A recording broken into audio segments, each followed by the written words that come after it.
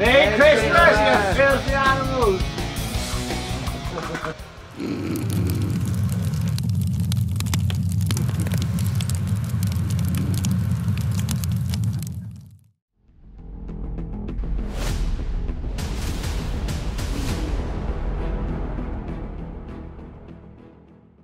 Aberdare, Shomai, hello and welcome to episode 2 of the Aberdare Park Road Races podcast, the Christmas special. We're feeling very festive, lads. Yeah, Nadolig Llawen, Yeah. Merry Christmas, Happy Kwanzaa, and whatever else. Episode 2. Yeah, I think first of all, thanks to everybody who's listened to the first one and watched the first one. It's gone down really well so far from everything that we've heard so far. Pretty positive, and so much so, Alex Sinclair. Yes. You rung me up like straight away. Get me on there. Oh my God, you gotta get me on there. You gotta get me on there. I'm used to following you around, so it don't matter. So Alex Sinclair is our first actual guest. So welcome, Alex. No problem. Thank you for having me. No, absolutely no problem at all. Also, My thanks pleasure. to Glenn from Gap Motorcycles for again, letting us nice one, use facilities today. As always, mate, it's always just going to be a chat about your racing career so far, what you got plans, and just basically quite chilled out, isn't it? Yeah, So I mean, like a similar format to when we spoke to Jay. Really, I mean, like we started off with, where did it all kind of kick off for you? How did you fall in love with racing and bikes, and where did it all start? Same as any other bloke boy, really, from my dad, my dad grew up doing, back in the day, done classic road bikes, etc. Got into the motocross when he moved down here with my mum. He used to do a lot with East Wales, wasn't he? He done ANCA and everything, we went all over the place with motocrossing. So that's how I grew up. That was my love, and it still is really. Stefan Everts was my idol. That's what I wanted to be like.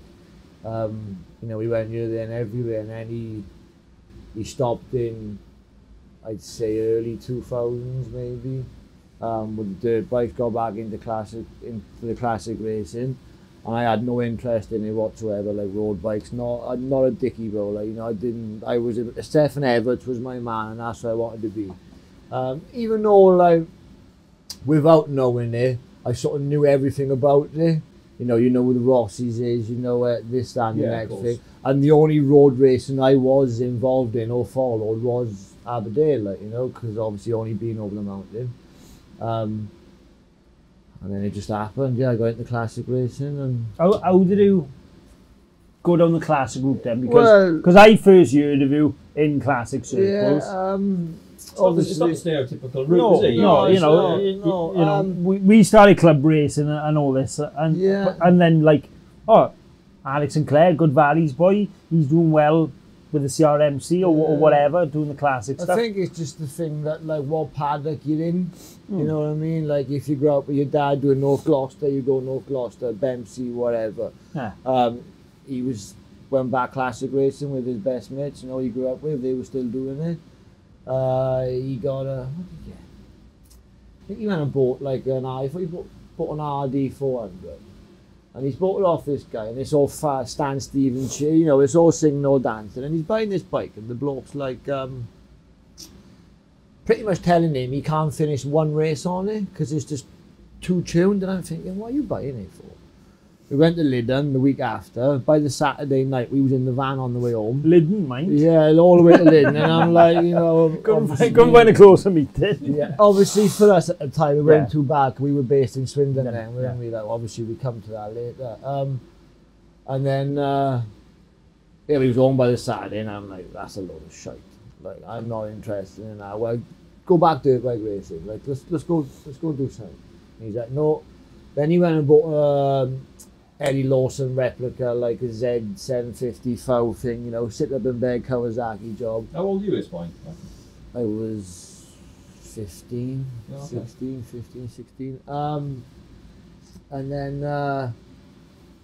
Snetterton was the next round, and up until this point, I'd been, I'd been to every race. I never missed a race meeting with him, happened as far as I can remember. And I'm like, no, I'm not coming. He said, what do you mean not coming? I'm it's not for me. Like, you know, I'm happy. I've gone and do my own thing now. So I ended up going, and it's Friday, pissed down all day on the track day. I had a little shitty tech neck to the van, which I, you know, growing up motocrossing, it was mint. But you're there, you're in the mud, you know it's part of it. On my bike or whatever, they never used to see me. I used to be off getting stinking dirty somewhere, you know. Even if we'd go in, he still laughs now. You go somewhere, we wouldn't have like a spot of rain for 4 or 5 weeks. And every motocross track we went to, I knew where that wet patch would be. Yeah. And all weekend I'd be back and forth. You know, I'd be dressed like I'm racing. Yeah, you know, all the schoolboys living the dream, but I wanted to be them. They were laughing at me because I was on my bike, like, and I just wanted to be them, like, you know. Yeah. So, you know, it was a massive, like, jealousy, envy there. But at the time, like, he always said to me, you can race when you can pay for yourself. Like, and I'm like, you know, and looking back now, I'm glad he's done that because it gives you the value of, you know, the position I'm in now. I'm very fortunate, and I know, you know, I'm not taking the piss with it. Like, you know, I put 110% in because my sponsors do. Yeah. So yeah, and we go to Snetterton, and it's a 500 race. So, you know, the main, and in classic racing, like the 500 Group 1 CRMC Championship, it's died a little bit of death now, because same as everything, like, you know, is the best classic racing in the world, period. You know, if you win that, you're technically a world champion, you say. So, and they're like, let's go and watch these. I'm like, no, I'm all right. And my dad's best friend, Vince, bless him, he was a year ago, you know, he died a year ago. He's like, come and have a look at this. If you don't like this, then fair enough, you don't come back. Yeah. So I've gone over the back, straight at Snetterton, you're under the bridge. First lap comes through, Lee Goalie, Glenn English, both on Manx Nortons, one on the Summerfield, one on the Ronald Manx. And Glenn English is he's the only classic world champion ever. So, like, for 2 years... Oh, they run a world champion. Yeah. Was that the one Barry Sheen and all them? Yeah. So for 2, I think, I might be wrong, I think it was called Inca, I'm not sure. And they run adjacent to World Superbikes, GP, sort of that stuff. Like Gardner and all them. Yeah, you had all the top old GP boys, because Sheen was riding for Walmsley, Gardner and all that. Yeah. You had the John Cronshaw, you know, all the proper boys. John Cronshaw's Gold Star, man. Yeah, it's the fastest Gold Star, and, you know, it's faster than the G50. You know, if that come out now in a Group 1 race, it'd win. But the trouble is, it's a one race type of bike. It's that much on the limit, I think. Yeah. You know, you look at it, and the frame is all handmade. You think that's going to snap in half, and it weighs like. He went Daytona and everything. Yeah, he's gone on. Yeah. So it was. Where was we at? Inca, yeah. So Glenn was like, you know, and he wanted the 2 years on the bounce, and then they stopped it then. So they come down, him and Glenn and Lee Goalie, and Lee Goalie is like, he's the Rossi of classic racing, he's the god, like, you know. They've come down, and I don't know which one it was. I think it was Lee's gone round the outside of Glenn, and gone round the outside of him under the bridge, and his back wheel touched his front wheel, and Glenn didn't flinch, the bars are giving him all that, and he's gone round, I'm like, whoa. And in the lap after, Glenn repaid the favour. And in the lap after, they're coming down the straight, giving it that, and then Glenn, and then Lee's done it, and I just thought, fuck, I want a bit of that. And then from there, boom, never looked back. That was the spark. But but what I'm missing out, the Liddon meeting, so the meeting before, they had a bit of a coming together, and Glenn ended up at the top hairpin, and Glenn ended up on the floor where he blamed Lee. So the next lap he's coming round, it was like one of these cartoon movies. He's trying to get on the track to push him off, like, you know, it was one of them ones. Yeah, and from here then, I'm like, right, that's what I got to do, like. So I think got that season out of the way, and I'm like, come on, look, I want to do it. He's like, get a job. So when I was in college, I'd done 4 hours a night in Thames Water, just cleaning, emptying bins, just to get some money together. Fair play too, though. Because lucky enough, one of the guys, Andrew, so going back to my dad's friend Vince, he's well into the Bridgestone 200. So Bridgestone tyres, in the 60s or whatever it was, weren't they? They made bikes, disc valve twins. I think it was 175, 200, 350s. And then they started getting, you know, they started putting it to the main manufacturers. So then they've turned around and said to them, well, look, if you don't stop making these bikes, we ain't gonna buy your tyres. And they sort of all got together, so they had their hands tied. Yamaha by Bridgestone out? I'm not sure. I think they did. I'm not sure. So they're lucky enough. I had a bike supplied ready for me. I just had to finance the rest of it myself. And I got to a point through the next season, I'm like, I can't go no more. And then in the end, one day, I got a little post-it notes, the big thick ones. So Dad went to bed before me one night. That's all I'd done was ACU. Put ACU. So as soon as I got up, toilet, on his fags, on his kettle, so I know the morning routine he's got. I put ACU all over the place, and within 10 o'clock he's told me, you got ACU test in fucking 2 weeks, whatever. And then that was it, man. So, you started riding classics. What sort of championship are you in then? CRMC. So classic racing. So did you have the urge or the want to try in the club racing, or was it just purely classics? At the time, it was just classic because that's what I was into, and I knew. Well, that's what you brought up around as well. And I knew the modern stuff was very expensive, you know, and I like different stuff. I'm not like a person to go with the flow like everybody else does. Me and you were of that similar. And it's the same as like I do a lot of enduro riding now. You know, we put into the extreme stuff, and I've got a TM 300. But as an enduro bike, it's great. But as an extreme bike, it's not. But I'm pursuing with that. Like you know, I've just spent 1,200 quid on it now, trying to better it for that side of it. But as what it's made for, it's the fucking best bike, one of the best bikes out there. But they like, all the boys are like, go and get KTM, get a gas can. I'm like, no, it's not. Yeah, conform. Just follow it. I'm not like that. I never have been, you know. Growing up through school, and I still do now, I suffer very bad dyslexia. So growing up through school, I was shit, like, you know. If I couldn't do it, I was playing up, you know, and I had all the help given to me. But I just, you know, you're young, dumb, and just like I don't need that.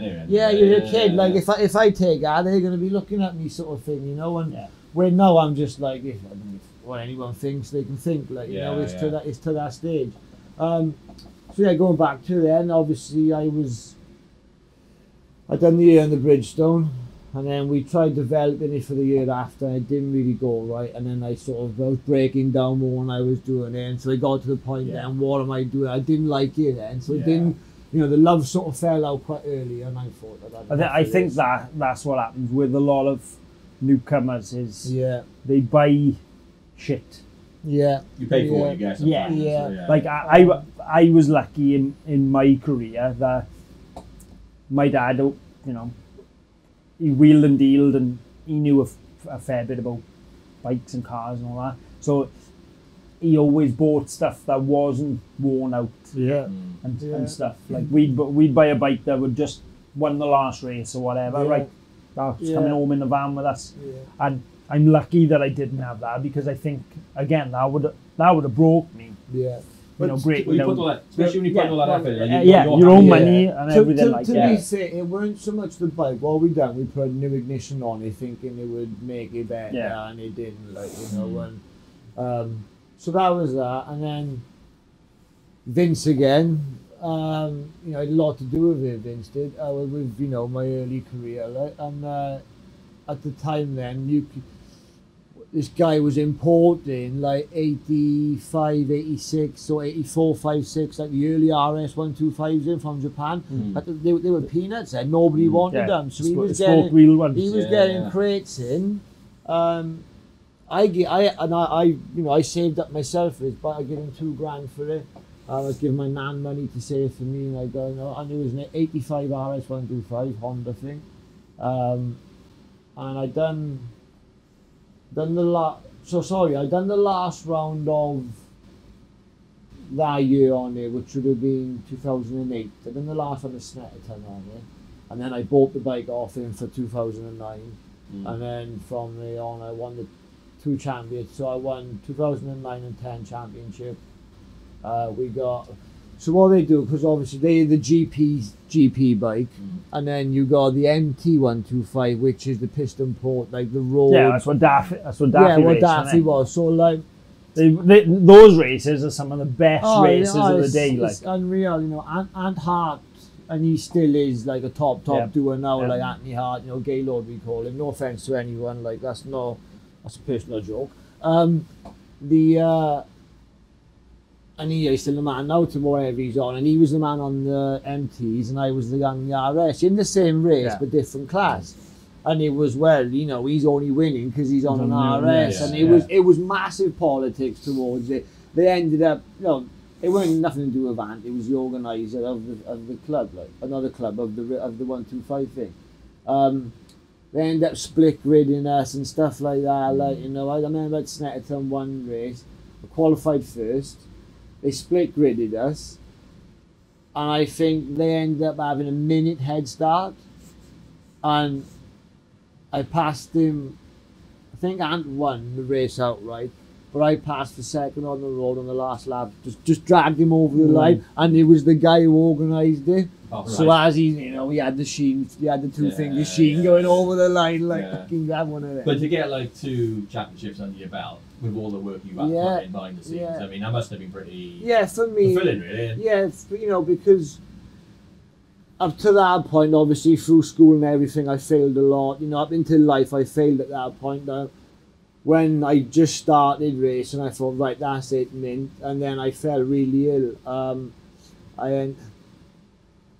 I got my what's it called, appendix taken out, but it turned out not to be that. So long story short, I've had pretty much a meter of my bowel taken out from Crohn's disease, and then I ended up having an abscess in my back passage. And now, size of a melon, an hour away from popping, and he said if it popped, I would have been gone. Like, you know, I went from 9 stone to 6.5 stone in 2 weeks. When was this? Or did you find out about this? 2000 and, well, I was 18, so like 2008-ish, something like that. You know, just as I started, like it was in. I'd done my first year's racing, and then it was in between it. And I was in hospital for 5 weeks. Had a colostomy bag for 8 months, and you know, and I still suffer with it now. Like the last two Manx Grand Prix I've been to, I've ended up in hospital over there for a couple of days, and they've had to pump me out and build me back. I had a blockage over there, and it's bugging me. Like, so that was a big push to get through all that. So that was a massive setback. But you know, you just push on, don't you? You just get on with it. But you can't let it beat you. No, you can't, and you know, and it's looking back now, and you think, you know, and this again, a cliche thing. I thought I was the only one, and I did, but so many stories now where your John McGuinnesses, your Joe Ackroyds, and all them. You know, I was popping Tramadol like no tomorrow. I was smashing the Oromorph down me like no tomorrow. You know, on the hour, like every pill I'd have a mouthful of Oromorph, and it weren't until the point that like. I got it reversed and everything, and then I still had stitches inside coming out, so I had to go back in for like a day surgery. So I, like the night before, I like, right, got myself dosed up, thinking going in the morning, come out, it'd be happy days. Done that cut, and I ended up blacking out. I got up once, went out to the kitchen, I ended up blacking out and falling under the stairs, and I'm like, you know what, I need to like. Were you fearful that, like, if you were out on track racing or whatever, that it was a bit of a relapse? No, I didn't even think about it. You just in your own little bubble in there. So, because you know, for me, it was, I was beating the pain before it got to me. If you know what I mean. Yeah, rather than waiting for it, I'm thinking right, and then you just get into a routine, don't you? And the training kicks in as well. Yeah, you know, and the morphines are worse. Yeah, and and I had on prescription, and they weren't questioning how much I was going through. You know, once I first had the operation, I come out and, you know, like they give the big syringes and the Oromorph pumps into you. Yeah. So obviously, I was only going in for a routine operation. My mother and father went to the pub down the road for food, come back, and this is like, you know, 5 hours are gone now, and I hadn't come back. And I'm like, you know, it was literally a 5-hour operation. And then I've come back with like a bag here, a bag there, catheter, like all these pipes canyon, you know, it was serious. So I can vaguely remember waking up in the room down the bottom after theatre, you know, when they wake you up. Recovery room. Yeah, and I've seen it, and I'm like, Well, you're going to shit yourself. and I pulled it, and as I pulled it, I can remember this lady hitting a red button. And then the next thing, I woke up on the ward to my mother, like, to the doctor, like, what's going on?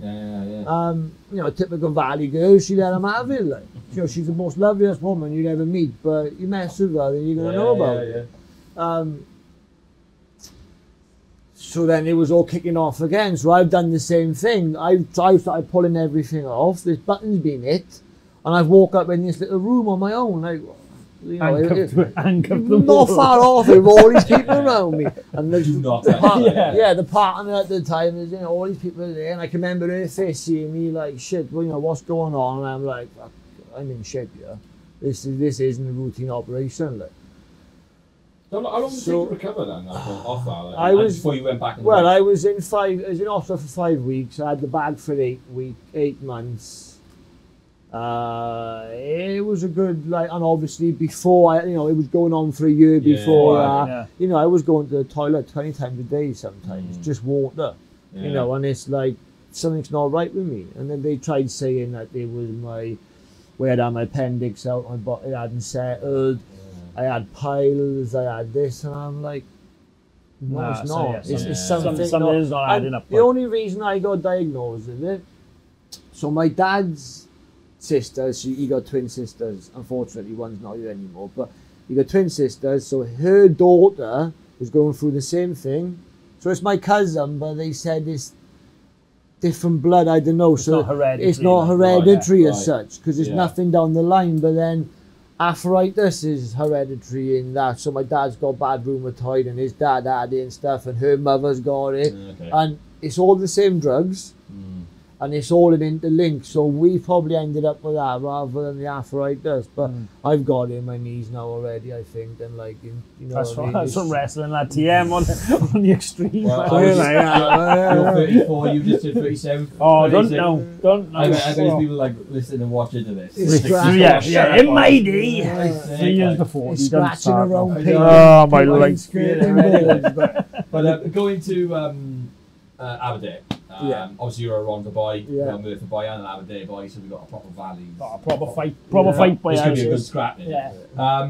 First time at Aberdare Park, what did you must have known about it growing up, and like your first thoughts racing there, spectating, what was the first memories of it?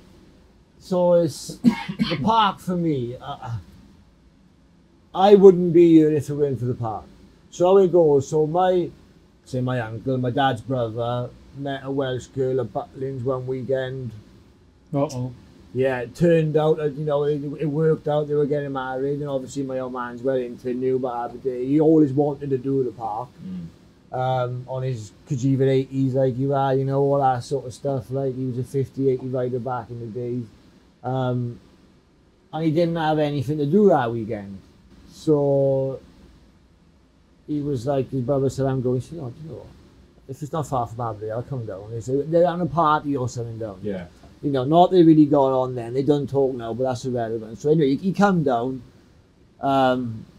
met my mother, obviously. And my mother then is my auntie's sister. So what's happening, long story short, 2 brothers married 2 sisters. Right. But the boys say I'm the inbred one because I was the second one, even though I'm the better looking one and I've done the best. Hang on, get your shoes on, count your toes. Count my toes, one long one. Finish. Everybody's the same. So you can imagine the joke. Part of that finish. And like my cousin, my cousin, he's just from there, he's like, you've met Callum before, he comes in here a lot, like he's only a couple of months younger than me. Right. So, and we in the same group of friends, so you can imagine the banter. So then, my mother and father started talking, and he said to her, like, how far's Aberdare from you, and I think the race was on the week before. Right. So it's like, and that was pretty much their first date. They went to Aberdare Park because that's what it was, and 34 years later, we fucking sat there doing this. Like, crazy. Isn't it? Yeah, and then And that you get your was first impressions of like Yeah, racing and all that my come about? first impressions of it, and I'll always, and that's, I wanted to race a quad round the park. Even though we were saying earlier how shit they are, you know, and all this, not Well, like they that used to, was didn't they? They were great. Yeah, lads back in but the day, then- Trevor Leckie and the It's Irish so much fun, 350, yeah. 350 Oh, yeah. Banshees Yep, and yeah. all them big boys Yeah, round quality. that park on them quads, on slick tyres, just like it's fucking, unless you can tell, unless they see it, Stonyford Concrete, wasn't it? Was that the sponsor, Trevor Maybe, Leckie? possibly. it's gone back Yeah. the guy on the wasn't it? big old KX 500 Yeah, with his Wayne Lamb, number yeah. 0, That's right, yeah, yeah. and all that. Well, that's why I run Zero a few years back. To pay homage to that. Yeah. So that was my first, you know, and it was, I can't remember how old I was, but I know I was young. And then, Well, Wayne Lamb being there, that would have been... 2000. No, it was in the way 90s, before that. right, That was, yeah, know, Wayne's that there was then. that was from maybe 89 to Oh, about yeah. 95, 95. I was going to say probably 95 because I don't think I only seen him maybe once, twice. Because the Wayne like, Lamb you know. bike, funny enough, was for sale in Stoneleigh, Coventry, Stoneleigh Park. Yeah. In the motocross show, they have the beginning of the season motocross that's show right, up there. yeah. The International Motocross Show in Stoneleigh Park. It was for sale there with the Really? supermoto And wheels on it and it was the everything. original bike. It was wasn't I Wayne- think he still had Wayne the Lamb's stickers bike. on the number board. Yeah. like.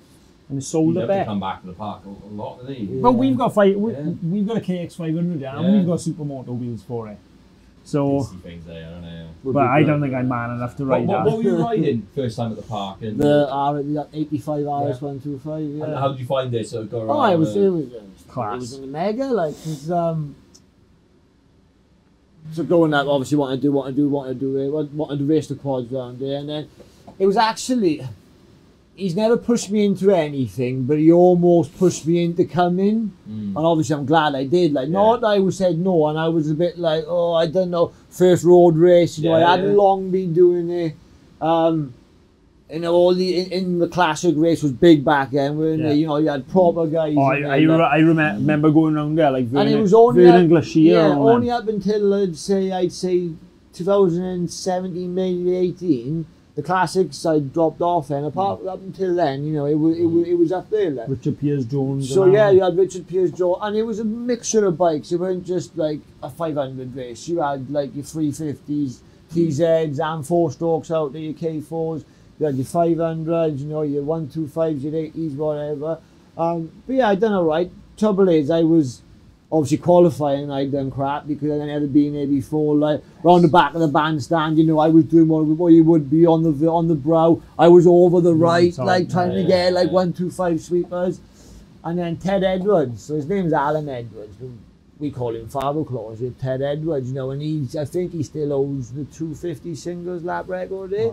From like, you know, and he's a proper classic god, one of the boys.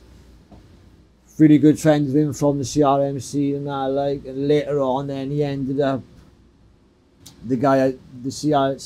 Steve Caffin I raced so in the Manx for like 7 years was through Ted, like, you know, so you know, everything just comes round in a circle, doesn't it, one way or another. So I was sort of at the back of the grid. I think I might qualified middle of the grid, but the trouble is on the 125, with all them bikes, till I got the first corner, I was last. So, you know, you're just Yeah, of fighting course, your way through, get to like top 5 or whatever, Yeah. and then it was and then I done it the year after. I done it the year after, and it was probably the similar thing, like, you know, but I was better. I had more Experience, qualifying, confidence. so I Yeah, was support. And then I missed a year. I don't know, I missed a year for some reason.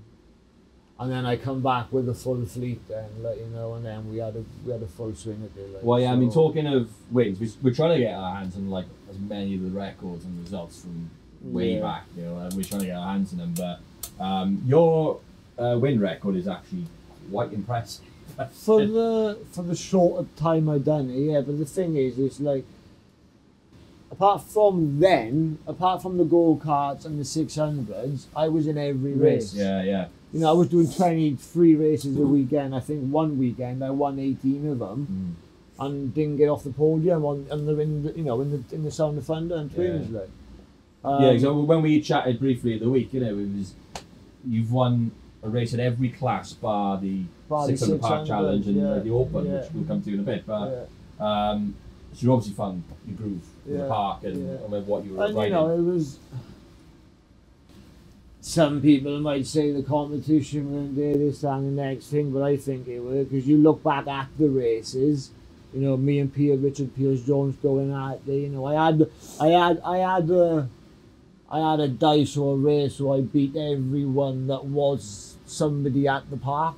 Through them, whether it would have been the 50. Well, win to win, you could only beat who's in front of you. Yep. Whether it was the 50 race, or the Welsh Classic, or the Forgotten Era, or whatever. I had the one year we had a similar thing to any years here. We had the Minarelli 50, RS 125, a 350 Gold Star in a CV chassis, a 500 Gold Star in a CV chassis. Were those the green and yellow bikes? The Bob Light bikes. They were trick. Yeah. A matchless G50 in a CD chassis. And then we had Luigi Motors TT750, so we had like 6 bikes here at one point.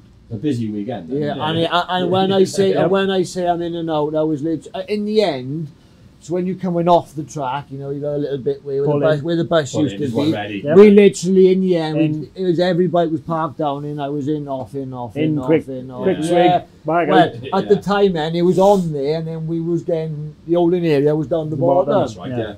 So it was literally like a GP Marquez off on. It's almost like an endurance event itself, isn't it? Off on. We always do a routine, have a handshake before we go. Quick bang off, down the bottom. My mother would be there, or like my sister and the kids, because same with you, like everyone comes, So she'd be there with my drink, have my drink, literally put it on. Off you go. The only good thing about, for me, but it's a bad thing as we spoke about before, is the amount of time you got to wait between races. Right. Yeah. Because it is what it is. Like your tyres are getting cold. It's not so much on the classic bike because you don't run tyre warmers. I never run tyre warmers. I only run tyre warmers. This is probably your third season. This is my first proper full season on tyre warmers.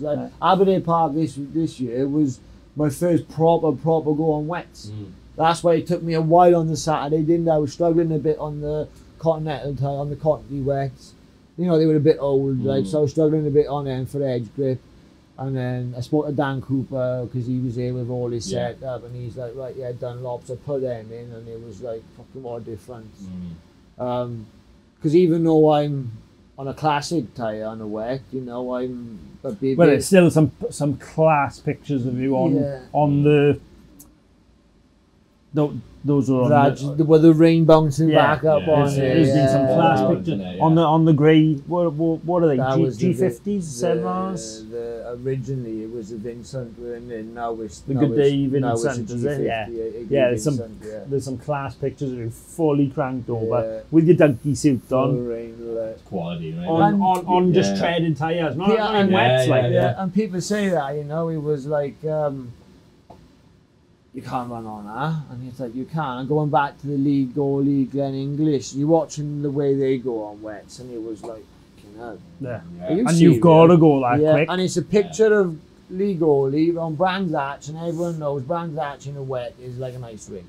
And he's going around to the last corner, he's fully banked over, his knees on the fairing.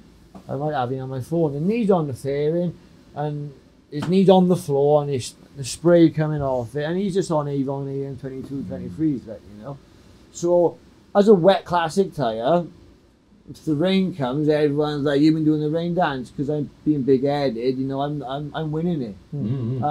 So I was thinking that I was almost riding it almost like a classic wet, rather than just go for it. The only time I've experienced that is when we went to Sydney Motorsport Park in 2019, and I read the TT1 Ducati over there for a guy called Bob Garner, and Brandon. It was the meeting actually got abandoned in the end because it was that bad.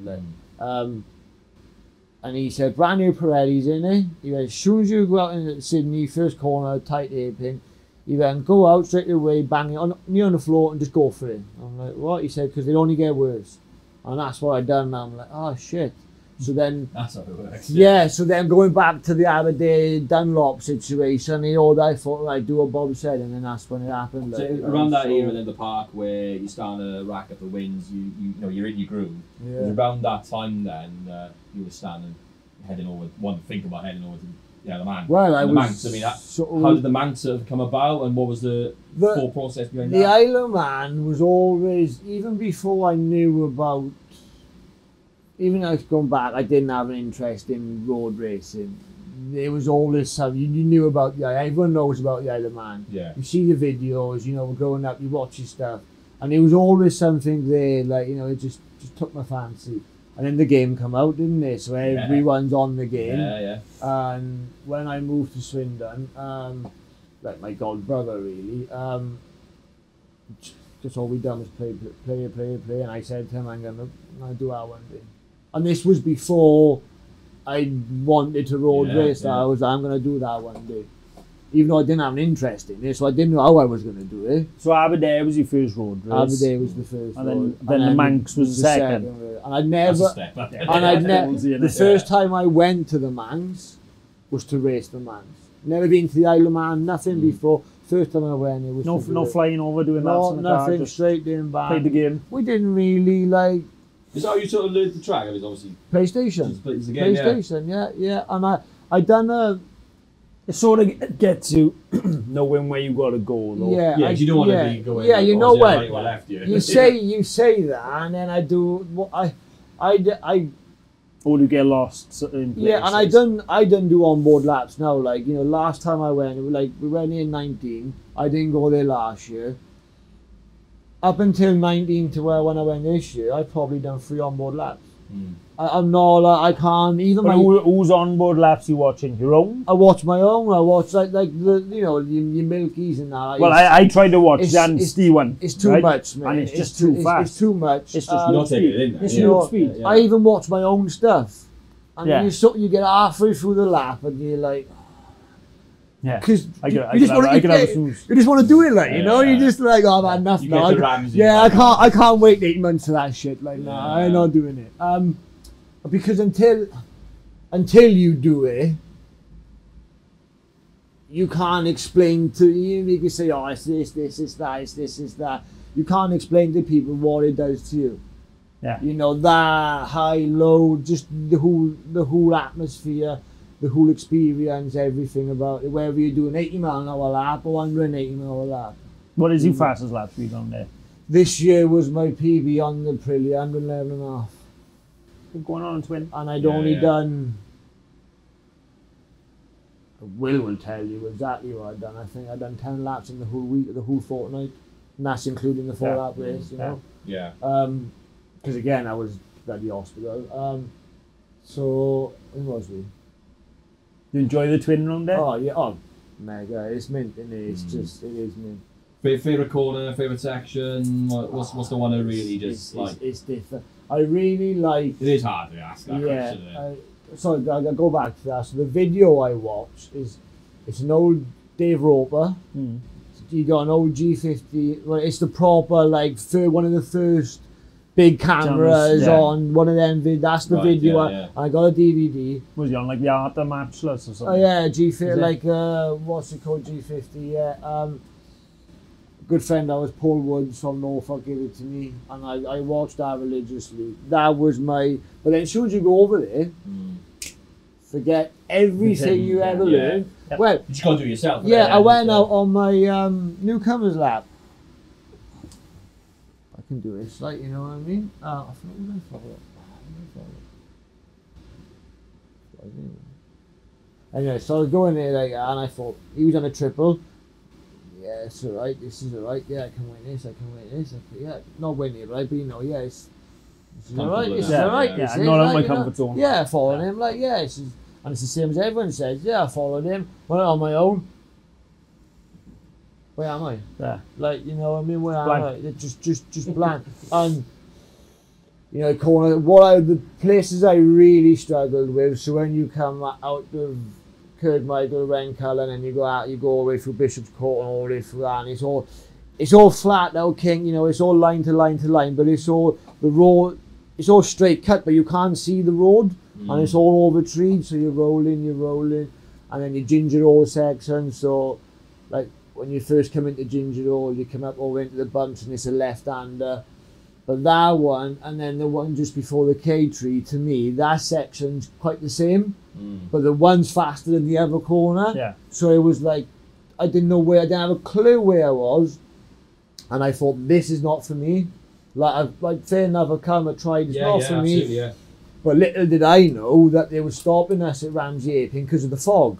We did get delayed, but when you're in that holding area, you can't hear nothing. First time out on my own as well, so that's all I can hear is my heart going do do do do do do do do. You know, feeling sick and everything you do. Stopped us in Ramsey, and when I say the queue, it was like from Ramsey up to Schoolhouse on bikes, and I couldn't see Chris from here, like, you know, that's how bad the fog was. So then they travel marshalled us up and all over the top, and I just sat on the white line, middle of the road all the way.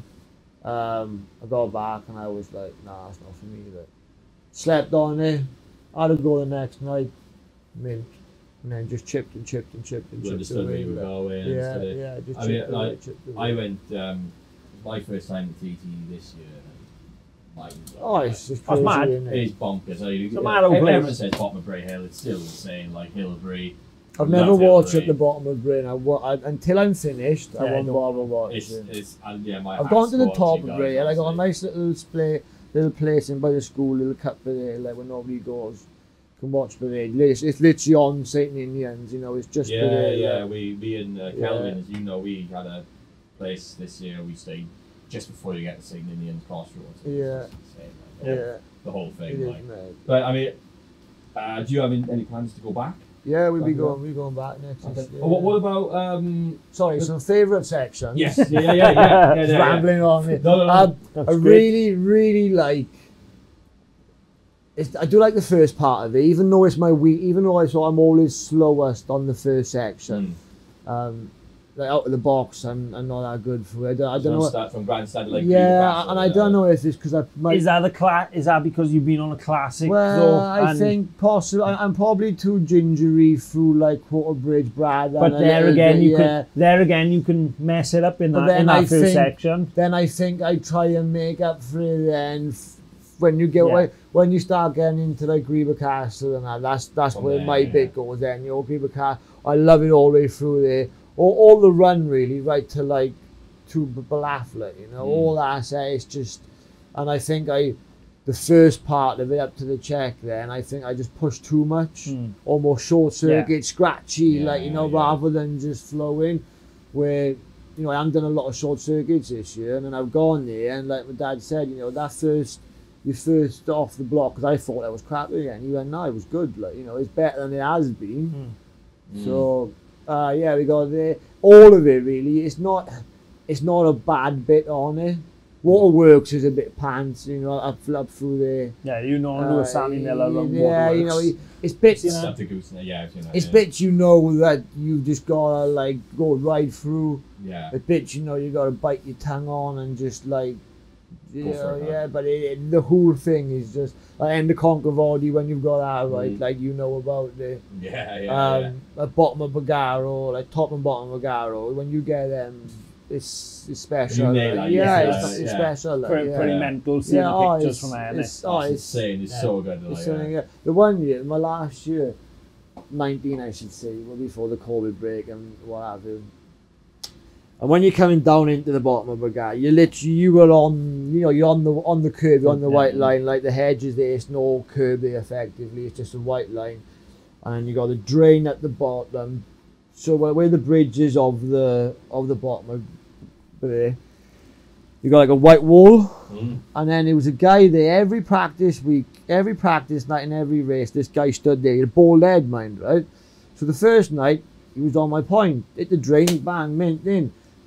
Second night, third night, fourth night. Well, the one night, he must have moved up a bit. Because I've seen him and tipped. But I tipped too early, didn't I? Helmet strips. Oh no, it was nearly a curb out the other side more like that. Yeah. It was nearly, point them in the nest. Down. It was a hutchy job nearly that. Oh, it's scary down there, man, if you get that one wrong. But So I'm like, I'll just stick to my drain from now on. And yeah. he was there this year as well. And I'm like, Because technically the 660, that's not the first modern. Alright, that's the newest bike you've ridden around there. But you raced the 400 for Steve. yeah, the 400. I've got on the podium on that. I've raced it 6 times. I've had four thirds on it, like, you know. yeah. Put some good 400 together then. Yeah, it's a really What is good it? FZR, you know, and it's the original one he had from back in the day, the old Cadbury Boost School one. It's the RRSP. Yes, so it's the special it's one. the It's proper trick one. Now, Like, someone pulled one of them out for the Manx this year, but I can't remember who had one. I don't know. It was Steve Islop's old one. Yeah, I don't think it went out well. Did Yeah, but they were all talking about it like it's the Yeah, holy grail yeah. of it. it? Well, it's And two. you know, you've got to ride one, It's- you've got it's to race two- one and get on the They podium. reckon it's 2 people that can build them proper. One's Steve Linsdale, Yeah, and the other's Gary Vardy. And I had the Gary Wow. Vardy done ours, and then I- Steve Linsdale. They reckon it's Well, the best one about. I was Because all he wants to come. And I bring was it at the back up, Northwest when they were sponsored by Anson, weren't they? Anson Concrete or whatever. And because he was a rider, Steve. Like. and they had the Hanson 400 there. McGuinness had gone away from racing the RLR 400, so it was Michael Wilcox, British 125 champion, because they used to run the 125s and 400s in together on the Northwest. And Wilcox had put it on pole by a couple of seconds from Ollie, and in the race they went at it hammer and tongs, and then next thing you know, Ollie pulled the pin, disappeared, gone. Yeah, well, he won his newcomers race at the Manx, something like 12 minutes. I think when he crossed the line, second place was just coming into Ramsey. Well, Wow. I Michael might be wrong, but it's something Michael Wilcox paid the money, right? Protest. That's a 600. It's not a 400. I remember they just had the celebrations and everything, give Ollie the win and all that. Wilcox, sole loser, put the money down. And Steve Linsdale's pulling the motor out, taking the head off, pulling the pistons out, laughing. I guess. He knows what's coming. Because he Yeah. it's all within the limit. That man is a fantastic engineer. He's the one now who the Enfield Bullet that Adam McLean, you know, they're getting 140 mile an hour out of an Royal Enfield Bullet. Yeah. You know, it's a proper bit of kit. Yeah. But Ollie's a rider. You know, he Well, he rode for Lucker. Well, that's what I was going to say. His dad was a rider, and he's never been to the park, did he? No. And like that's a shame because he was an Ian Lucker rider. Yeah, exactly. Yeah, you would like to think that he'd come down. he went on to do very, very well, didn't he? He had the big crash, unfortunately, I think, which sort of put him on the back foot. Me and Ollie's, like, you know, at one point when I got on the Vincent and he had the Enfield, it was me and him, you know, it was the battle of the push rods, like, you know, it was like, you know, just me and him. So, but yeah, it was, the 400 was a really, really good bike round there. The thing is with the Yam, even though you're up in the rev range all the time, they scream a lot, the Yams, compared to, like, you know, the VFRs. You got that drive and bits and bobs, so the Kawasaki. I remember the year Darryl Tweed. I come third to Darryl Tweed the year he won it, I think. And he was gone, he was flying, like. And he passed me going into Ramsey Airpin on practice. And I thought he had a 600 the way he pulled on me out of the corner. And like my mechanic Kev said, no, he said that's a well sorted bike. But that's the trouble with the difference in the bikes. Yeah. Well, with there not being a British Championship for 400s anymore, yeah. because it died of death. Yeah. And me not being a 400 rider. Yeah. You know, I got the best out of what I had as such. It's a podium on the Manx. I've never had one, no, so. what done it for that? We could have won that a few times, I think. But And I can see where the Steve is coming from, you know, because they've got the bike sorted, the airboxes there. And the thing is with the Manx, they, back then as well, they're a little bit like you now want the full stop strategies. You know, they'd only tell you 2 minutes before you go that you've got to come in, but only put a foot down and go. Well, we had like, say, standard tank. We didn't have an oversized tank on the 400, so we had to take fuel on no matter what happened. And then a couple of times, you know, so if you haven't got to take fuel on, you can come in, foot down and go. You know, and some of the boys weren't even like stopping. You literally putting their foot down, just dragging their foot and going. And they were gone like, you know. And I was 30-40 seconds in the pit stop, and I lost the race a few times by like 40. You know, it was the difference between the full stop. Like, it was for me. It was massively frustrating. Like, you know, and I'm not saying anything bad about him. I love Steve and Chris to bits. Like, you know, what they gave me in the Manx, and I rid a 350 for them for 6 years, and I won the 350 privateers for them once. Is that the one he brought to the park as well, the TZ? No, that was a K4. K4. Like Jay said, that's it's a podium on the Manx. So I've stood on the podium there 6 times with the 400s and the 2 350 privateer wins. So that's the 6. But then if you class, so the Formula 2 race, like the 250s they had, then they put, so the 250, then the Formula 2 in with the race. Right. So it was like me, Pete Boast, Johnny Barton and that on like, you know, the 4-stroke equivalent. So I was on the Doris Ducati, Boasty was on his GPZ, Johnny Barton was on a Ducati the same as me, so like the 4-stroke side of it. So I got second in that category twice, but they didn't class that. So within the 9 years I've been here, I've had 8 podiums if you think about it that way, like, you know. I know a lot of our riders in the past have gone onto the TT. Is that something that is in the pipeline for you? No. And why is that? Why? I'm one of the lucky ones and a very select few that get to ride the mountain course regardless in a race circumstances. Do you think it's the stepping up and not being able to step back? No, do you think that's going to It's the stepping up is the trouble, isn't it? At the end of the day, like we said, I'm a classic racer. I'm not a modern rider, even though I'm getting into it now and I can see why. Like, I thought about it, and my cousin Callum again said to me the other year, he said, do a TTN just to say you've done a TT, and I'm like, no. And I thought about it, knowing, like, you know, with the twins and that coming now, I'm thinking, I could have a go at that. And then I see Hickman go round the outside of the French guy, round the outside of him into Handleys. And up the inside of Handleys, it's a brave move, like, you know. But not round the outside, and you know, and Victor was on the line, or whoever it was on the line, and he's on the grass to go round the outside of him. And at that point, I've got no place on that track, no aspirations, no need to be on, because that's the race I would have done. Yeah, of course, yeah. There maybe a 600, you know. But I'd have to ride a 600 first anyway. I've only done a session around Andalusia on my mate's R6. That's the only 600 I've done. So, but no, I'm happy with the Manx. I still get to do it. Yeah. The pressure's off as such. Even though I put the pressure on myself going here, the pressure's off. When you're at the TT, it's pressure to perform. You know what I mean? Yeah. Well, it's more for, and as far the as Manx is more for the everyman anyway. Yeah, and as far as I'm concerned, I disregard how much of a caliber rider you are, whether you're Josh Brooks or whatever you are, you should do a Manx Grand Prix before you should do a TT. Yeah.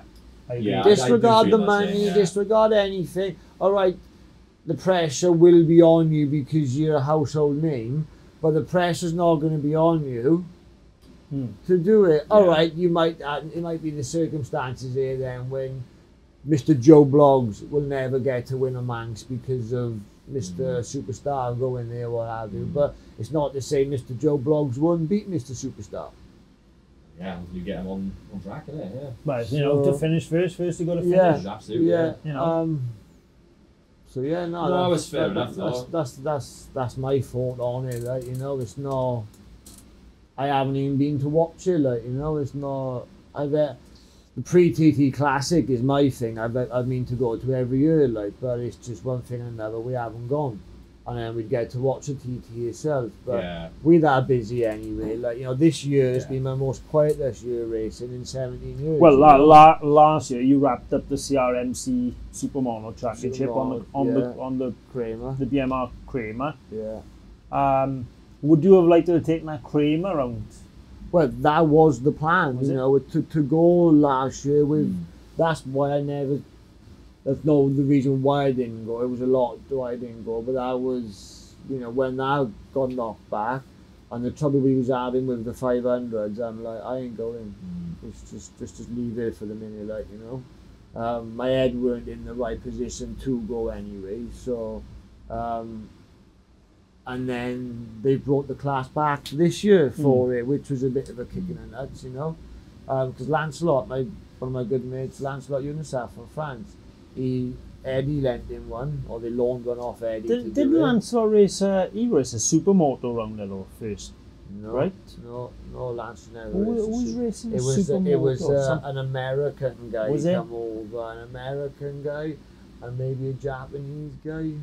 Right. Yeah. I remember. Because the American guy had it first of all, and then he come back on the Kramer in 19, I think, you know, because Kramer bought a bit of a descent there. They had Sarah Boyles, you know, Sean Anderson's partner, and they had a few other like good Kramer boys from Europe come over. And then this year they had Sean on a Kramer as well, like, you know. But Lance done really well on it. He done under an 8 man hour lap or something on it. You know? Well, he was, you know, well, Mikey Reesner was on the 400 I've been racing. Mikey was on it this year. And it was the three of them were going at it, you know, and on the last lap, it looked like Lance might have pulled it in. But then he got red flag and got cut to 2 laps, so the third lap got short, you know. I've been looking at Aberdare Park, when we chatted previously before. We mentioned it earlier, you won in every class bar 2. Yeah. Is that the aspiration for you now going forward, is to get onto, like you said, you haven't that much experience with 600. Is that something that you would love to try and do? Is that the next step for you now? The one class have gone because it was the go-kart, so that's... You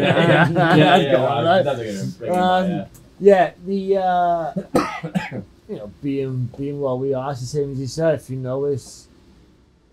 The older I've gone, the more I've looked at the park. Yeah, you know, for me, like, I've got trophies from all over the place. You know, I've been to Phillip Island 3 times. I've got trophies from the Sydney. You know, I've been big at it. I've been everywhere. I've been lucky enough. Like, and that's another reason why I didn't go modern racing because I've been racing 17 years and I haven't paid to race a bike in 15 years. Because, you know, I'm fortunate enough that the men in the classic club that do it for the passion. You know, it's the same as you and Bob, I'm right? a firm believer you make your own luck, and with everything that you've done to get racing in the first place, you stand and reap those rewards. You know, like they lived in the poverty line when they were younger, always wanted to do it. They've made success of themselves and gone, you know, and they put it back into it.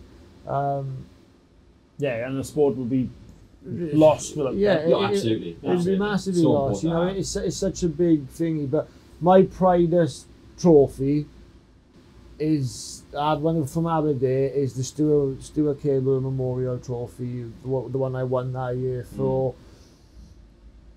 Dedication to the spirit of the race. Spirit of the race. Dedication to the park. You know, I don't know if it's because it's, you know, being a Valley boy, stereophonic, you know, it's, like you say, it's the circles come around. The circles come around again, you know, that's like my proudest possession and trophy I've got, apart from my silver ladies, like, and my bronze ones, you know, that's the trophy that's there.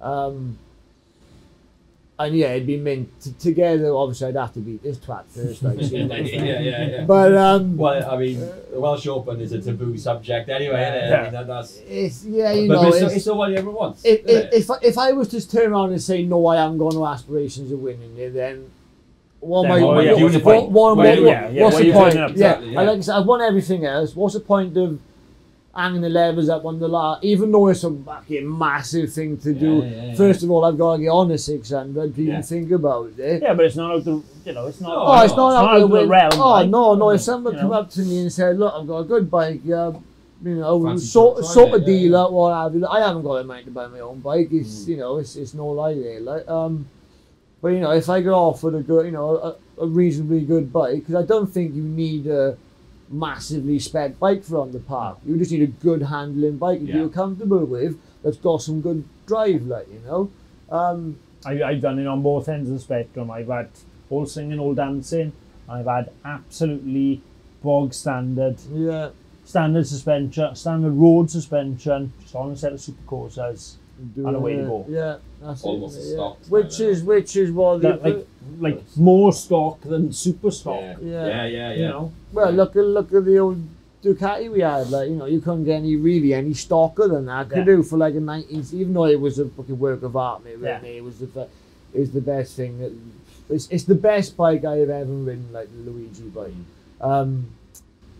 So yeah, I'd have to get up to speed and do a bit on it. I thought the twin. I thought we might be in for a good result on the twin, but I soon realised like that was out of the window. Looking at what you do on Katie, like, you know, that just goes to prove how well you ride it around it. Even though we've had the conversation, like, you know, that bike. Well, look at us to Donington. We had a good old ding dong at Donington, didn't we? Yeah. Do you know what I mean? So and seeing what you've done on Katie in the Welsh Open, you know, getting on the podiums and all that, but you know yourself with Aberdare, you've got to be on that top three. Second row, maybe the two on the second row. If you're anywhere further back, you make work for yourself. Yeah, you're massive. You've got to put the work in. You've got to put the work in Saturday morning, bang, straight from the off. Otherwise, the whole weekend is lost. You've got to wake up and you gotta go for it. And you've got to play to you a big ball. That's what I've been guilty of a lot in the past. Like this year, I rode with a lot more anger and aggression than I have for a long time, and realised, right, bang, straight the box. You got to hit the nail on the head straight away. You got to get comfortable going that fast straight away. You don't have to be the fastest round there, but you get a whole shot. Yeah, you can hold everyone up. You get a whole shot of a good pulling bike. Yep. You've won the race. Yep. Unless you get, you know, like somebody like the moves you're on about, you know, stuff like that. Unless you get them in it, which are fucking really risky, but it's got to be done. Yeah. That is the only way to win round it. Yeah. So looking ahead to 2024, what are your plans, not just for the park, but for the season in general? What's the plan? So we had a year off the classics last year, 'cause we had 2 new G50s and they weren't right. Come on, you want to see them? They're stunning. Are we going to see an appearance of them?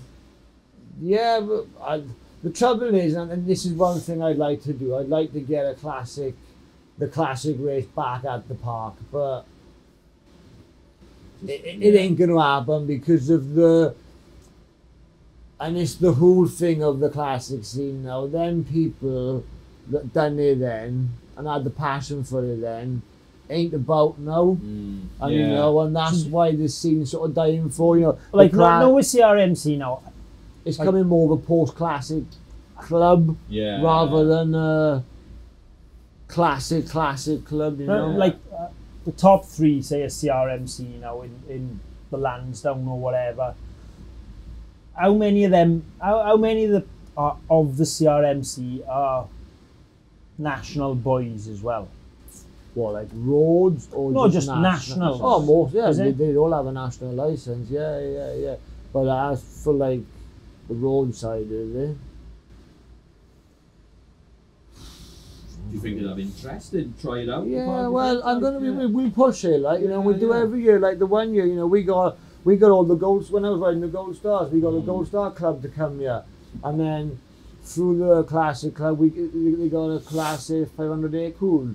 We got them to come down as well. So we pretty much made, it was almost 2 full grids like of classic bikes.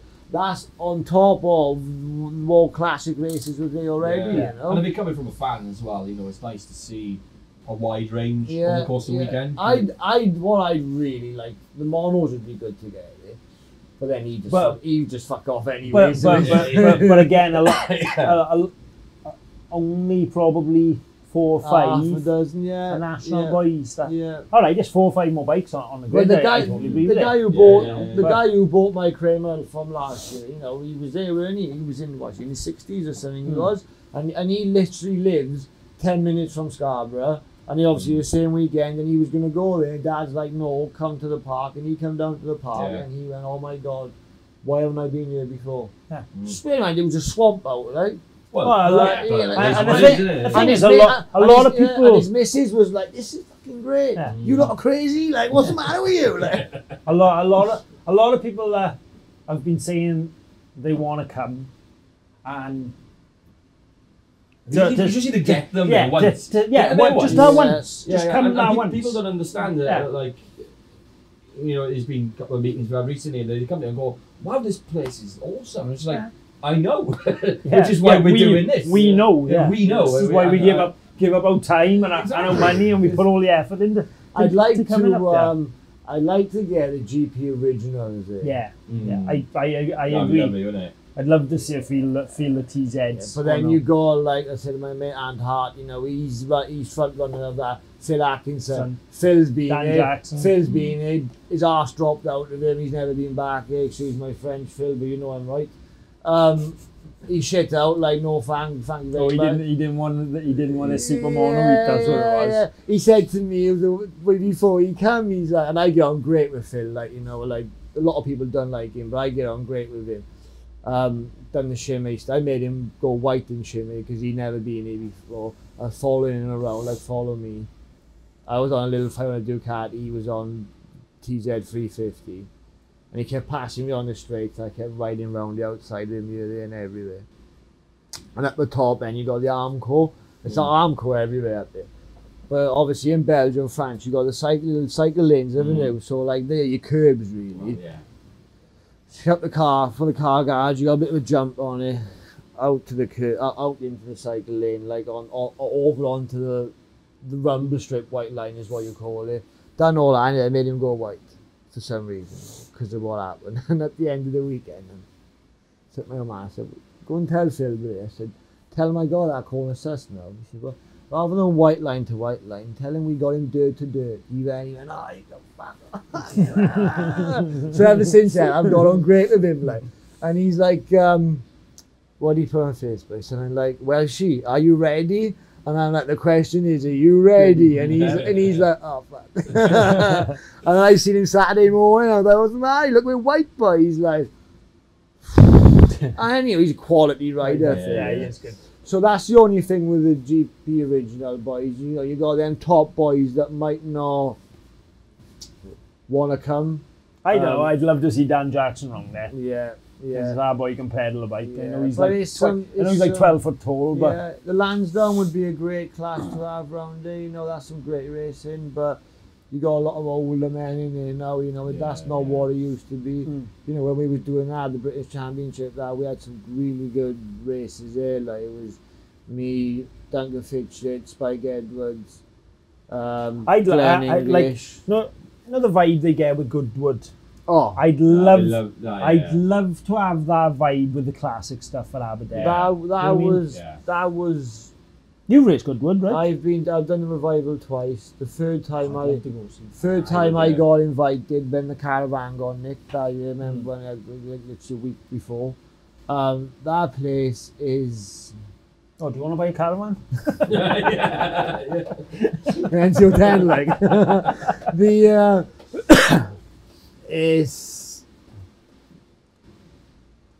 You can't, it's another one of those things. People tell you what it's like, it's this, it's that, it's this, it's that. Until you go there, it's pointless even telling them. But I don't know what the festival is like because I've never been to the festival, but I know it's just obviously you're up and down the strip, and you Yeah, and you got all the famous people. It's still there. cool. The festival's cool. Yeah. But yeah, for But the revival. The revival, Yeah. like, you know, And you've got to dress up oh, and do you all can't. the The first year I went, there's like, and I called them on Friday night, like the When first dresses a minor. Give my pipe out, like, yeah. dye the minor, like with dye cap on.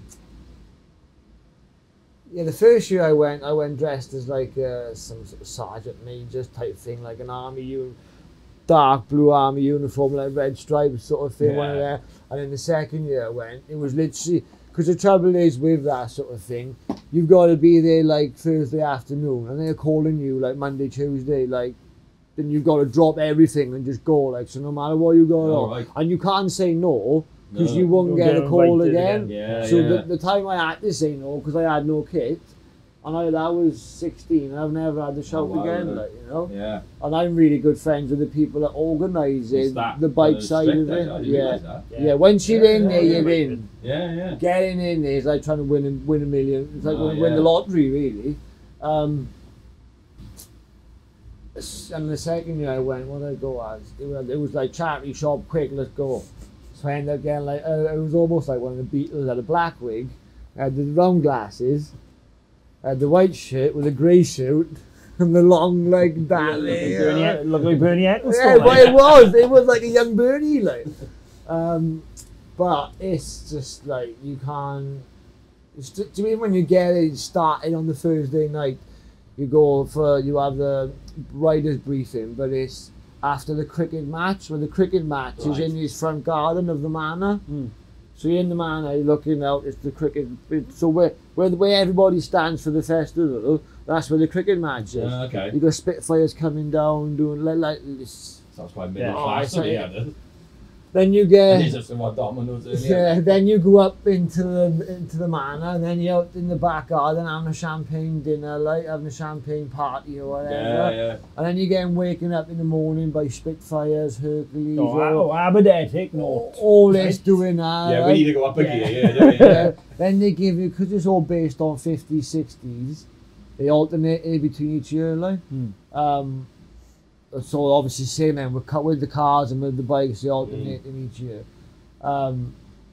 Within the first 10 minutes of me being there, I had a bad neck. Because there was so much hot women dressed up in there, you know, like, you know what I mean? Don't believe like going back to Ibiza again. Like. Yeah, I think if we did that, we'd probably have to like use Carlin in the champagne flip. Oh, but it's like we everything do. is But it looks throwback. awesome. It's just Yeah. throwback. You walk in, they got a man-made Tesco's there. You walk in, obviously I weren't around then, but it's like Tesco's back in the day. You know, you got all this. It's just unreal. Then they give you, like, when you sign on, they give you a ration book, which is your breakfast, dinner, lunch, because Right. it is like a naffy, like an army naffy. Yeah, You walk yeah. into the big tent and it's all this, but you know, you're sat there and it is literally, excuse me, Jackie Moss is Stewart. Stewart, Jack Stewart, Moss, yeah. Sterling Moss, all these just like massively famous people. Yeah. Take that people, Jerry Harrowell, Christian Eccles, Just an owner. Yeah. It's just all these people, and I don't get starstruck, but I sort of weren't. But like, you can't help but be envious. And you're like, I was like going yeah. to a bit of a time machine as well. He's almost like, you know, I've made it, like, you know. Yeah. So I mean, in terms of again the park next year, like you're going to be APRR back for sort of fund it. Anything else you looking to bring? Northwest. No. Obviously, with the bad news of Ireland, Yeah. that's looking Well, we was like it's not well, happening. The plan was to go and have a go of it again, but I What think- about going to Europe for any of the IRCs? I think I'd rather go over there and do it. Because now Shimmy, I want to now go. I'd love to go to Chimay, Jardine. Now I don't know. I'm thinking. Shadeen Classic is the same time as the Manx, so that's why we've never gone there. Well, I'm I'm thinking the IRC now needs to step up and take it over. and take on. Yeah. So how Ireland runs with they got the junior classes, junior support, senior support, 600 super twins, super bikes, and then they've got the smaller classes like the 400 super sport. Yeah. and the Motor 3 bikes and stuff. They have got a good selection of classes out there. I do think the IRC now needs to, rather than just run Superbike and 600, and twins or whatever. Needs to bring on the twins and stuff like that. They do sidecars out there, don't they? IRCC? Well, in I Europe, don't think so. I don't know. I'm not sure. I know like Schleitz. Circuit, they do, I know Schleitz and I thought stuff. they had some in Horace, didn't they? I don't think they do sidecars at Horace. I think it's only like Schleitz and stuff like that. Which is absolutely flat out. I drove round there. I've just been away for a couple of weeks out in Europe doing my job with the bands, and I got to drive past Schleitz, so it was like, oh, band, cheeky lap. Oh, band sleeping in the back. Oh, why are we going off from Audrey? It's just, I don't know, my sat-nav's gone mad. It's saying there's a blockage on the road. You know, this is fucking tricky, This is going to be wicked, like, yeah.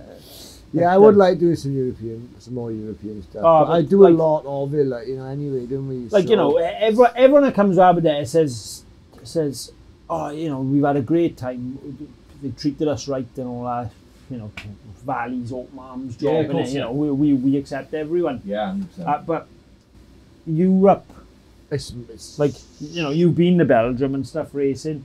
They just know how to do it a little bit more. They love it out there. They appreciate it for making the effort, like laid back. And, you know, laid back. It's, you know, I'd like to get some of the European boys over for us as well as the Irish. Yeah. You know, the European side, they do it different. Like even the endurance side, they love the endurance over there. Yeah. Well, that's it. You race the bike, RC. RC30 team. What haven't you ridden? I know, R6. That's the R6. That's the next big thing, isn't it? Yeah, you know, sort of classic bikes up to a modern bike. It ain't a lot that I haven't ridden, like, really. But yeah, that endurance stuff, that's them Frenchies. Something else, like, you know, they are like a party as well. Oh, this like you go to 24 hour.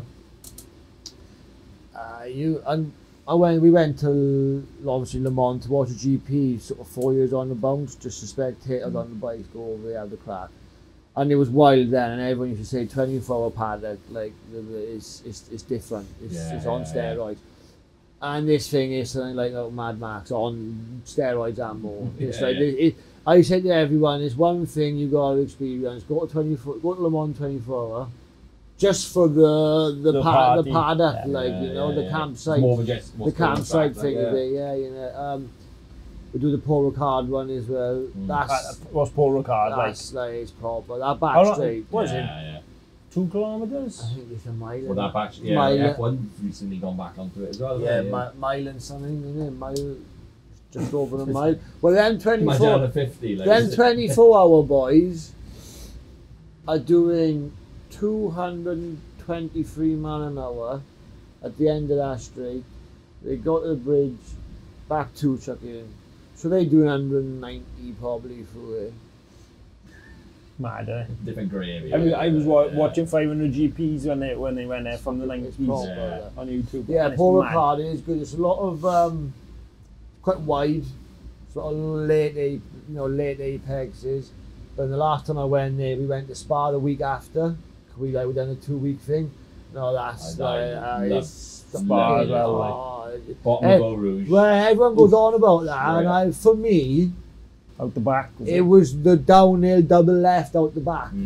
Yeah. When you go up there, you got the little complex bit, because it's downhill, and then it's down. You got you got like a right. Yeah. Well, it has a different. It's got a name for it. I think that's the corner that hasn't got a name, but it's double left there. And I know what you mean. Yeah. You been to Aston? No, I haven't done it yet. It's just this there, like, you know. Aston's a one. To do that one, It's a good road trip. It's a good road trip. Like, we'd love to see more Europeans come over. I think they love the park as well. I know I'm small and technical it is. I think they love it. I think we all know that. But I mean, like, the thing with the park, obviously, we as ourselves, we spoke about it at the park, and we know on the inside what's got to change to better and get it out there. So, you know, one thing is it is the the advertisement of it, like, you know, like I said. Well, hopefully with what we are doing here and a few Yeah. few internal changes, people will start. Yeah, like I hearing, said, you know. when we was at the park, and obviously Alex called me up on the mic, because like he says, you know, if anyone's going to tell us straight, it's going to be him, so we'll get him up, and it's right, that, you know. I'm not yet to offend anyone or what's it called. We had to make the best for the park, like, you know. We all want the same thing. And like I said, the week leading up to Aberdare, I was literally working around the corner from there, and the only reason I knew it was on, because I knew it was on, unless you drove around past the park, but it was only just the standard poster. The only reason you know it was on is by Tesco's, but there, that little bit. Aberdare race, you know, you had the yellow signed up for the parking. And I went in, I got a bag of chips the one day, and they had a little poster on the chip shop. You know, theoretically, that little poster was the only advertisement I've seen through every valley round here. Well, like I said, what we were implementing here with doing this videocast podcast is getting the exposure and putting the name out there, and it seems to be working. So it's putting the foundations in place to Chris, who's behind the camera as well. You know, we're working quite close every day about trying to take things to the next level. And things are changing. Yeah, and there's some big news coming. Yeah, hopefully, I think sounds good, doesn't it? Fingers crossed. So, so it could be huge. I can't believe. Keep tuned to your TV, kids. I can't believe they're going to run it the wrong way. Oh, shit. Sorry. Make a new track. That's what we'll do. So the plans for, I don't know. I'm quads are back. That'd be great, wouldn't it? I'm gonna go back. We had a year off the CRMC this year. Take a break from it, refresh. So we're gonna go back and give that a couple of goes next year. See what's what. Whether we do the championship, I don't know, because there is a few clashes, and like they've got Alton Park on the same weekend as the Manx. Like, so that's. Clashes are going to happen anyway. I know, but they've. But it's their bread and butter. They've cocked up big time. Yeah. I know with Alton Park, and you can only get it once in a blue moon, and it's only that bank holiday weekend. But you know, anyway, that's a sore subject.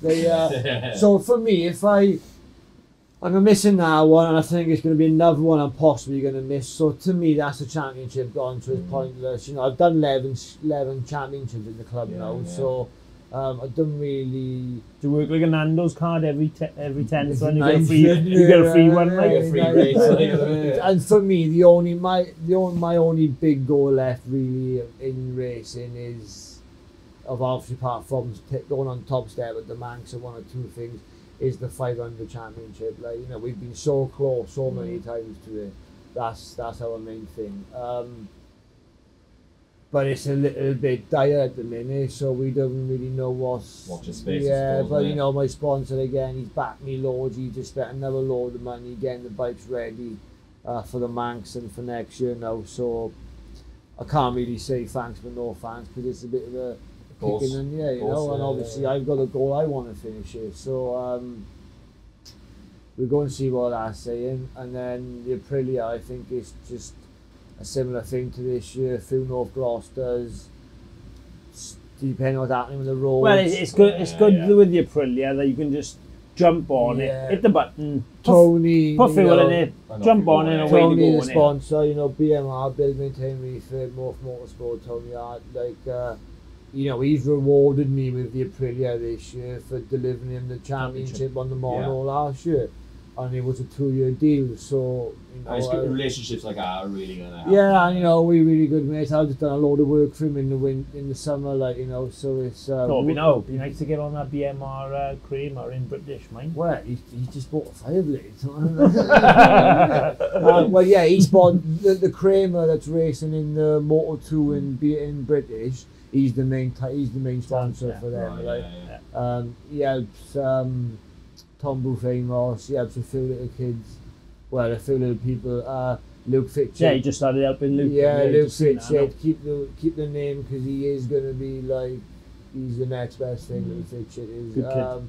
Proper kid, proper family. I raced with his dad. I was teammates with his dad for years. Like, yeah, he's a proper doer. Like, he's your fab British mini bike champion and what have you, you know, so he's going to go and race in Spain next year and do some bits. So yeah, Tony's got that, and we are lucky enough. And even though, and this is where I'm even luckier, where like, even though I've got all these sponsors that pay and give me out surfing, it's all in house. Yeah. So my dad's the main mechanic. You know, he does everything. Course, yeah, he does all. Even though I've got my sponsors, I wouldn't be racing if it weren't for my old man, because he literally does. He does everything. Like, you know. Yeah, good chat. You know where he is in the paddock, because it's a plume of smoke, or it's somebody's language going somewhere. He's probably pissing somebody off somewhere or what have you, but. You wouldn't have it any other way. Yeah, he's just one of them characters you get under new. But you know, for what he's done for me as my racing, I can't thank him enough. And he's done it, like I say, done the right way. He didn't chuck it all at me. Do it when you pay yourself. And then when I proved myself, and I proved that is what I wanted, he went right. That's good. Hung his levels up and pass the torch. That's exactly how you want to do it. So I'm lucky enough. I can do what I want to do with the bike. It's not like I had the Aprilia on the aspect of doing the full Irish series for the Manx. That was the plan. That was the main plan. Same as a lot of others, and then obviously it died to death. I done Cookstown, but I won't go back next year. I don't think I'd go back next year to do that like with yourself. You know, you want to do the tandem beat together. That means I'll do the tour. So, and I know what I can do round shimmy on a classic super bike, should we say, or like a classic twin. They were only like a second faster than me on the twins than what I were on my old Doris, like with 18s and a single disc. So I'd like to go there, and I've never been beat round there on a classic bike either. So I'd like to go there to see what's what. You know, I had the outright lap record there for 5 years straight on a classic bike, like, you know. Class. And Luke Norton only beat me by 0.001, but I was on his wheel over it anyway. But we was in the same race, but he was on the 2-stroke, I was on the 4-stroke. But again, like for me, Luke Norton, he's the king of class. He was one of the kings, you know. So between him, like your Glenn Englishes and unfortunately, I didn't get to race with Lee Gawley because he had a big one at Ulster. Oh, I don't know. One of Farquhar. When they done the Ulster Grand Prix, they put a classic race back in the other year, and he went over there on Winfield's pattern, the 500, and Farquhar gave him an SV to get his laps in on it. Typically, he's gone out, he's clicked, he's actually passed Farquhar on the twin. What are you doing, like, you know? Obviously, he's still with us, right? You know, and he does all your TZ 350s now, your Phil Atkinson bikes and all that. He's the man for that. So when I seen them two going at it, I'm like, if I'm anywhere near as good as them, I'll be happy. You know, and me and Glenn have gone bar to bar many a times. I've beat Glenn many a times. Well, I was under Phillip Island. I was underneath Lee's lap record on the TZ 350, and nobody can beat him on one. Like, I was under the lap record. Last lap, halfway through, I went out of petrol. All the way over there as well for that. I haven't forgotten that, what are you going to do, boy? Fuming, like, literally. Yeah. Right, can't go where it is, let me tell you. Should we wrap this up? Yeah, no, Al's been brilliant to have you on as our first. No, thank you very much. I say proper guest. I say proper guest, but, you know, I can't do that one. But, Al. Didn't talk about everything I wanted to, but you know, it's just I missed loads. You'll be back on, absolutely. We'll definitely do a part 2. But thanks for coming tonight, mate. It's really appreciate it. Buy your tickets. Yes. Tickets are actually on sale. Support on the website at the moment. 3rd and 4th August. 3rd and 4th August. Good little date. It's a good day. It's gonna be a sunny one. We'll wait on that one. But that's the bullshit thing, isn't it? The last 2 years, it's been absolutely gorgeous. For months and months and months. Soon as the fucking week of the park comes, it just. Well, last year was all right. It was one extreme to the other, with the park. But But yeah, tickets are on sale. Tickets are actually selling really well straight away. So I'm really, really looking forward to that. And there's more news coming out. We're going to get more guests coming through. I think this is, Chris, is this going out before Christmas?